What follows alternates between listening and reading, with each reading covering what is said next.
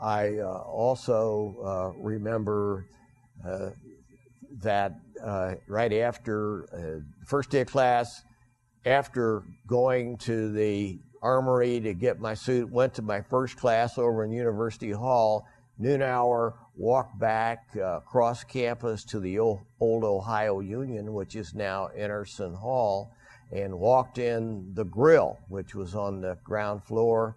I will always remember the jukebox at that very time was playing Nat King Cole and his trio, Route 66, and I looked around and saw all of the wonderful looking co-eds. I said, I gotta be in the right place. And I suppose from that moment on, for the next 64 years, I have certainly loved Ohio State, and I probably spent the best 7 years of my life at this institution. I was assigned to room 137, and I stayed in 137 for 4 years. But now, of course, they gathered us up. It was a room for 2 people. And when I reported in the fall, there were 3 of us assigned to that room, and 3 on the other side. It was a suite because we had a connecting bath. Well, we called it our slum quarters because all of us had rooms of our own at home. And it was interesting, but we made out, and girls with all the, freshman women, oh man, we came with lots of clothes and lots of stuff. Second Baptist had a program where they would come, and it was almost like a second assembly place for black students at Ohio State. I can't express enough to you the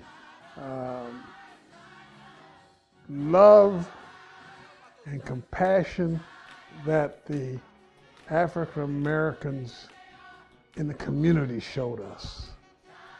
When we would go to church on Sundays, after church they'd say, do you have anything, can you come and eat with us? They just asked us to come and eat with them just out of a clear blue sky. They were so proud of us going to school. When you would leave their house, they'd hand you $1. Just things like that. It molded the African Americans together. We were very close, very close. I think the other thing about the 40s at the university was the great strength of the African American academic community. We had, of course, students from small towns in Ohio, big towns in Ohio, some New Yorkers. We had graduate students from the South who came here because they weren't granted admission to the graduate schools, professional schools, in many of the Southern land-grant universities, so they came here. It was an exciting time to be here because we were beginning to get some veterans from World War II who added a sense of maturity and purpose. Academics were highlighted, so it was a culture which was very conducive to achievement. What did Ohio State look like at that time? Like the rest of the country.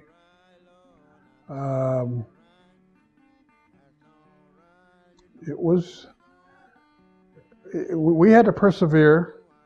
It was tough. Many of the girls came from farm experiences. Many of them had never had any kind of interaction with black girls or black people. So that was a shock to some of them, but we all just became one family.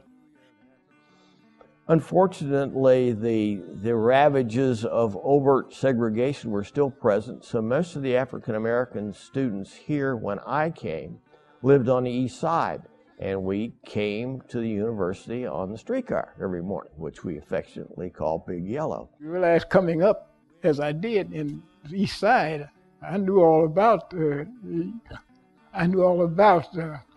discrimination and everything. So it never was a big thing because I grew up in it. I couldn't, certain places you couldn't go, certain, some of the places that they would congregate in, clubs or whatever, you couldn't go in them. There was the Neil Tavern downtown, the Neil Hotel. Well, we went in and the waitress looked at us, the hostess. Can we help you? Yes, we're here for dinner. Oh. We didn't think anything about it because all of three of us were from situations in which we went anywhere we wanted to go in our communities.